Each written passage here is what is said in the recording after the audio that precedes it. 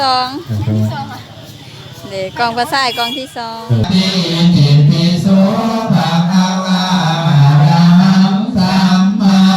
ถาบันท่องอันตอน22กลางคืนก็ถือบ่โฮมแล้ว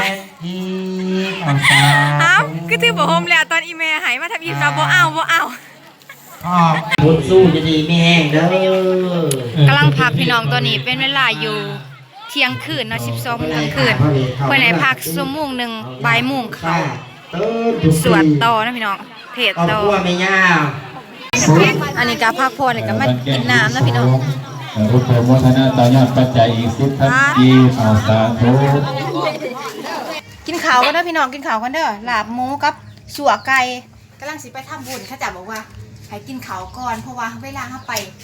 ปอันส้มผลผ่านนะเพิ่นบ่ให้กินข้าวเนาะกินแต่น้ำดื่มกินแต่น้ำกินข้าวเปียกมีบ่แม่บ่มีแต่น้ำดื่มมีแต่น้ำบ่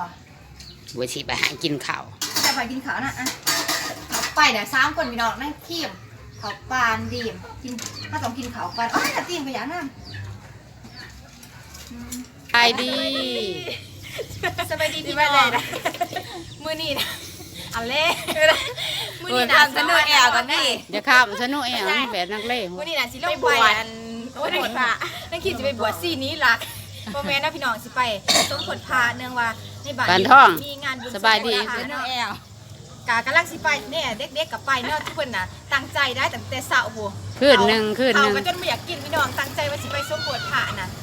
ถ้าจับก็ให้ใส่ชุดขาวเมื่อเนาะบ่มีเด็กคันหมกเบ่งเด็กคันอันนี้มีพี่แม่เขาจะเอิญมาได้เนี่ยพ้นชาพ้นหาแก้วก็ไปเวลาเขาไปโยนไปโอยเนาะพ้นหาแก้วอันนี้นั่นดอกไม้เทียนคูหาคูอันนึงก็คือหมาคูนพี่น้องเพื่อว่าไปแล้วก็ไปเคาะเนาะสมมติว่าถ้ามีกระเป๋าเงินกระเป๋าอย่างเขาเตรียมไปแล้วก็เคาะเงินก็สิไล่มาเทไล่มาเด้อเลยไหนกันเซ่นี่เรื่องมันแรกไหนเงินมันนอนมันหักสั่งเอาใส่ทงกันนะดอกคูนเนาะพี่น้องเตรียมไปเลยเนาะไปบายเด้กำลังแล้วพี่น้องกำลังสิไปเลยเด้อไปเอาบุญน้ำกันเด้อมื้อนี้นะบ่ได้นอนเมื่อคืนนะพี่น้องมาอุ้ยโผนผ้ามาแล้วผ้าบวชซี่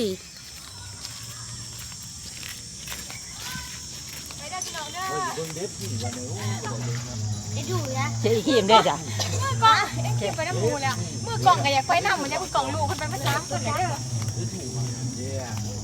พวงเนี่ยไปแล้วอยู่เพื่อนก็ได้บุญพี่น้องเป็นปินอยู่เด่นอันนี้กับมาหอดวัดเลยนะพี่น้องทีมสิเอาทุ่งมะปักกับน้ำหอมมาเทใส่น้ำมันเคยใส่น้อยนึงเด้อน้ำหอมเพราะว่าสีทางพอตีใจโดนแน่ยุ่งแม่ก็ได้เอา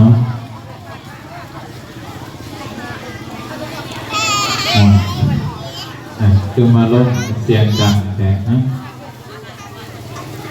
กันคอยลงกันเด้ออย่าลงกันดังหลายอายอาจารย์เป็นในพนังฟังอยู่อาจารย์เป็นนังฟังอยู่เป็นว่าสาธุคอยหอดให้เธอให้ที่2เด็กกองภาษากองที่2เอาบาทถุงยาวกองประทายใหญ่กองที่3มี4 กองนะพี่น้องทั้งหมดมี4 กอง5ก็ได้3 กองมีถุงใหญ่พอให้น้ำหอมเวลาสมบูรณ์แล้วเขาก็มาตักอันนี้แล้วเนาะแล้วเนี่ยพอเพิ่งก็มาสวดท่านก็คือว่าพระประจำวันเกิดนี่พระประจำวันเกิดเนาะตอนนี้นะบวชยังบ่ได้ปักยังบ่ได้เอาแล้วก็ปัจจัยอีก100,000 กีบมีหลายองค์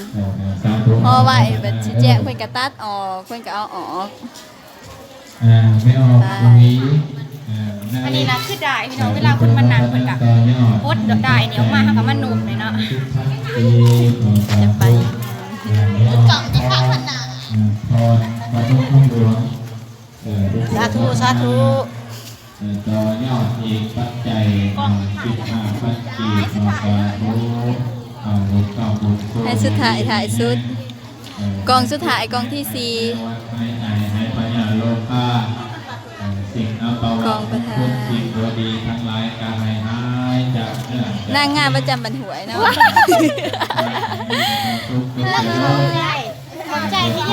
บรรยากาศคนก็กำลังมาปูสาดเนาะกำลังนั่ง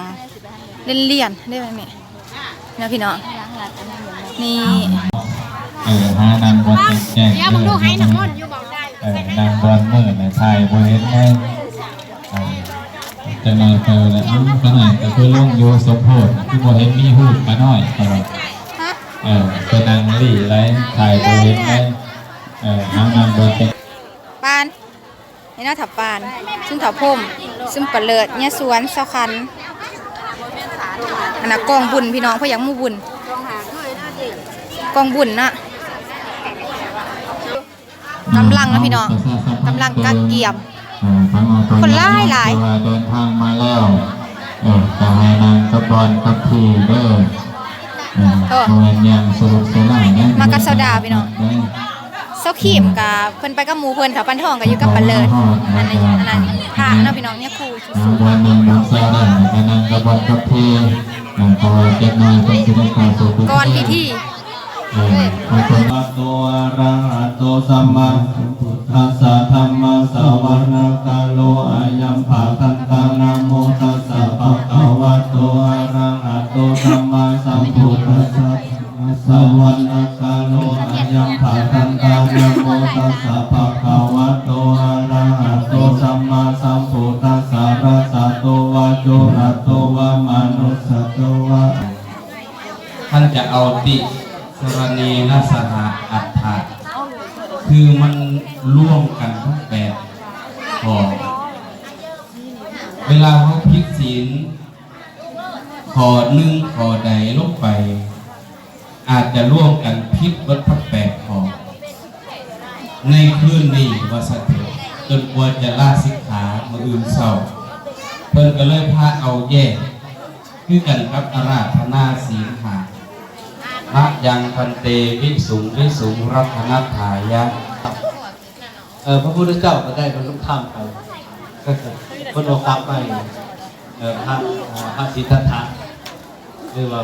เจ้าชายสิทธัตถะได้บวชมาแล้วศึกษาประพฤติปฏิบัติจนได้บรรลุธรรมมาแล้วจนได้เข้าใจเพิ่นก็ไปเลยไอ้ดีเป็นสุขโตนอนแม่ โอ้ใหม่ ตามเพื่อนตามบ้านเท่านี้นอนอยู่ในก้อนสูง ใหม่เอาเงินหนีใส่ มีสัตว์ดี แล้วก็จะเก็บ มีเกลือนอนปกตินี่เป็นปกติของใจมันต้องไม่ใช่ใจหลังจากนั้นก็เก็บพี่น้องหลังจากเอาใหม่ให้แล้วก็ใส่เงินแล้วก็เก็บไป มาคนเท่านี้เกิดมาผลอย่างโน้นอาตมาก็มีความสุขเลยบอกเขามีความสุขกับที่อาตมาเว้าได้ไหมเสียสละทำหนักจิตใจ น้อยๆนะบ่อยากนอนจะดีนะมาของเขาคมตะนีคมนิ้วแน่ ตะแพง เพราะนั้นท่านกับดักหักอย่างมากสาธุสาธุสาธุอนุโมทามิโอรานาภารังจาภิกุณามานุปาทิตังตุอิปุญญาปัสสุตังอานาปะกันเต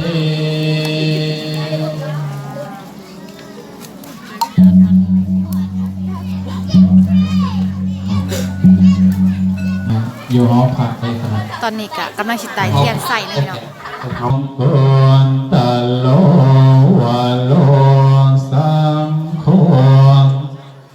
มังคัมพลันทุจะอินเจตังอารัตนาตายังเอตังสังโนภาเวนัสสัมภะทุงขาอุปาภาวะ ตอนนี้ก็กำลังพักผ่อนนะพี่น้อง เก้าโมงครึ่ง นี่พักผ่อน กันนะพี่น้อง ห้องน้ำห้องทายังเปลี่ยนอริยบทก็ได้แล้วว่าพอได้อยากต่อยอดต่อกันอย่างอุปโมทนาตอนนี้ก็จะกำลังไปพักผ่อน ต่อยอดอีกปัจจัย40 บาทพอออกสีทอง ต่อยอดปัจจัย50 บาทพอออกคำสวัยต่อยอดปัจจัย100,000 กีบเอาสาธุบุญกำบุญสู้ ครูเอกก็มาเลยนะครูเอก 100,000 กีบ ซะหน่อย สาธุ ตอนไหน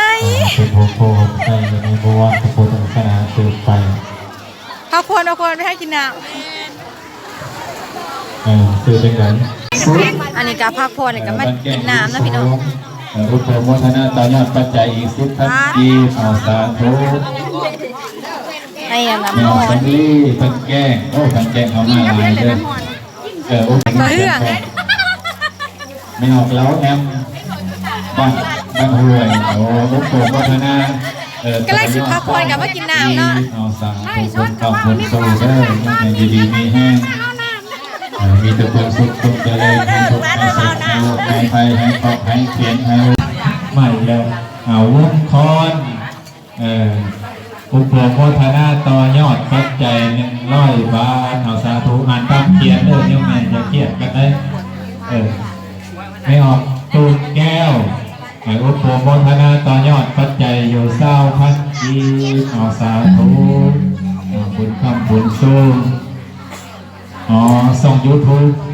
โอ้อันนี้ส่ง YouTube ทีมสาวลาว18โอ้ปฏิตามเพิ่นได้เด้อวันอุปโภคนาต่อยอดปัจจัยอยู่50,000 กีบเอาสาธุเจ้าท่านมา50,000ให้คนติดตามเจ้า50,000เด้อสาธุผู้ใดเป็นเจ้าของซ่องทั้งนี้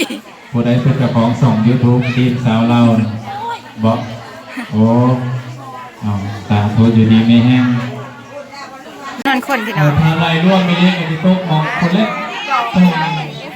คนทั้งหมดนะ842 เกือบพันเนาะ 842เล็กห้อย842 คนแจ้ง สาบานวาสิบนอน สาบานไปสิบ่นอน จะให้เป็นอันเบิ้ลปทุมราชเด้อก่อนครั้งสุดท้ายแต่ดีแล้วเอาที่สบายใจผู้อยากนอนก็นอนผู้อยากนั่งก็นั่งนั่นเลยก็เป็นไม้พิรมพรกำลังโหยเขาเนี่ย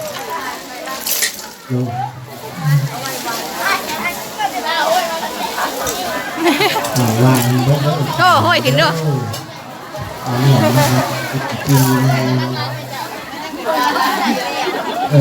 วันเจ๊งได้อย่าไปกดไว้เลย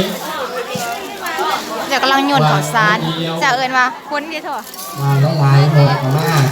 คนเองก่อนคนหาแก้วเนาะ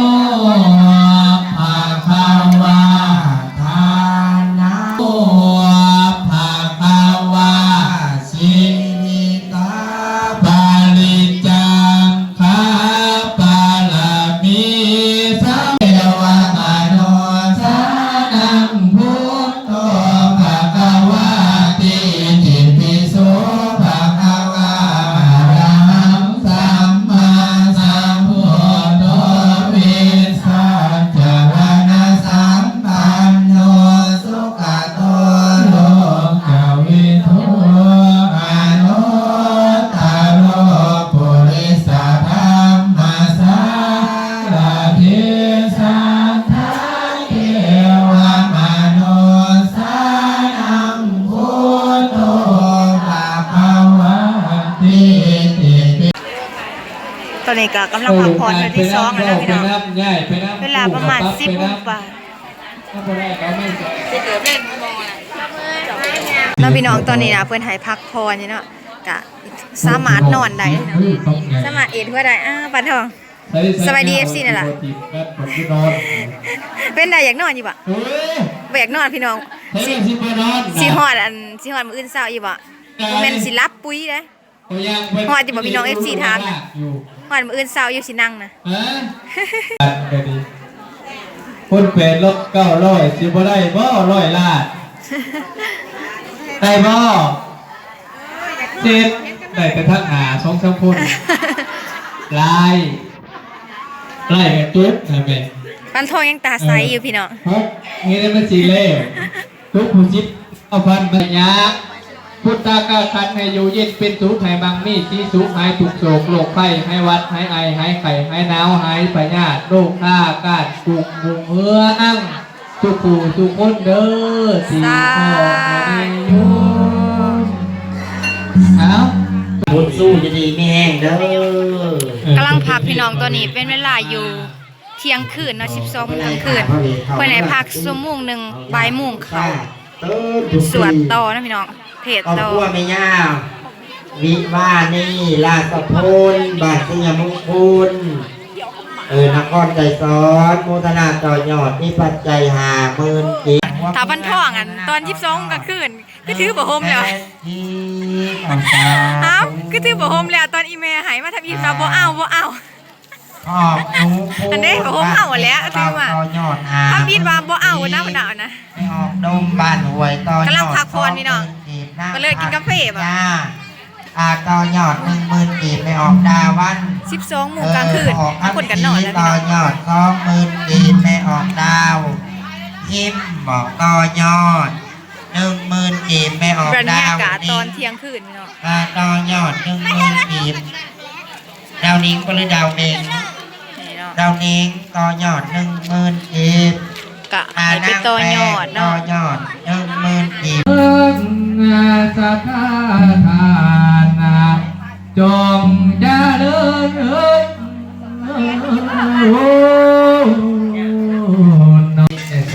จบไปได้พี่น้องจาก9 โมงจนฮอด3 โมงสัก ก็ขอไปขอมาสะดอกขอ ต่อไปสะดอกขอเนาะ ภาคกันมาต่อยอดสะดอกขอได้ไป สะดอกขอ นี่เลยติปักกี้แล้วก็นั่ง ตอนนี้กะบ่าย3 โมง มานาเกเตสัพพันตังสัจจโยสัตตาสังหัสสานิพุทธะสัง กำลังสิดับเทียนใส่นะพี่น้องเสร็จพิธีแล้วสูตรเสร็จเทียมหมดเลยกะสิดับเทียนใส่ตายที่เถิงพี่น้องให้เอาบ่ให้เอาปากเป่าได้หาเนี่ยดับ เรียกว่าญาติจีกันอยู่เอาโน้นหนักนกข้าว เทียนนี้เฮาก็ดับคือกันเนาะ นิมิตานังอัญญัง สาธุ ดับบ่อยยังฟันกับบ่อยเด้อเด้อ ดับเรียบร้อย หมดเทียน หมดมันพี่น้องกำลังสิตัดเปิดผ้าที่ห่อผ้าขาวไว้สะท้อนแสง ผู้ผ่านพ่อกัน ตัดเสื้อผูกคอ ตัดผูกองเด้อตัดเสื้อผูกคอก ำลังตัดเสื้อผูกคอผ้า ห้องนี่นะกีบ ตัดไม่ได้อีกลูกขนาดทำงานพักวันเกิด ตัดออกเบิ้ลพี่น้องตัดตั้งแต่คอลงมาหา แต่ผาย คอลงมาหาหลุมตั้งแต่ลงผัก ผูกก่อนพัก เป็นไรนะโชคเป็นไรมาฮะขอไอ้พี่น้อง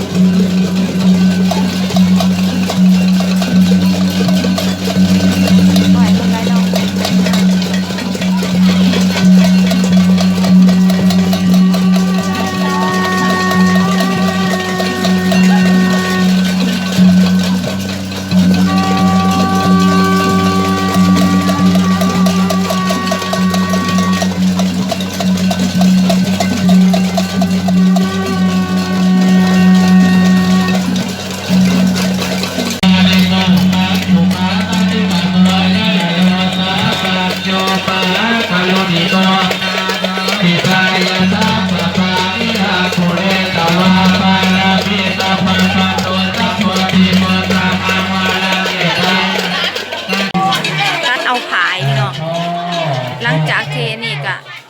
ตัดเอาผายเอาอันนี้เนาะดิมก็ตัดเอาแล้วก็เอามาไว้ผูกแขนผูกรวดผูกรัดเนี่ยพี่น้องที่ดิมได้ไปนะได้มานะคือข้าวสารที่เพิ่นโหยเด้พี่น้องก็จะว่าเอามาเฮามีเหลือเฮามีเป็ดมีไก่นะไก่เฮาก็สิบ่ตายหาตายพากอันนี้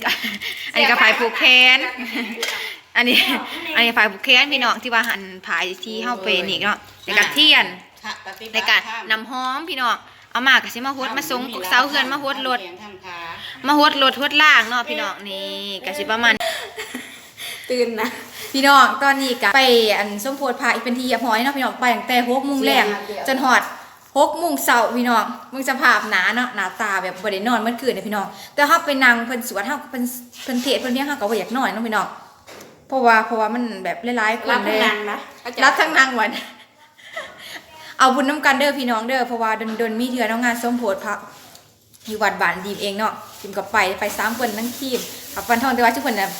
วันทองไปนั่งกับบันเลิศแต่ว่านี่ไปนั่งกับหมู่เพิ่นเนาะดีมนั่งกับสาวดาวนี่เนาะเด็กๆเป็นได้ล่ะอยากนอนอยู่บ่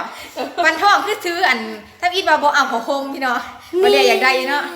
เอาบุญน้ำกันเด้อพี่น้องเด้อ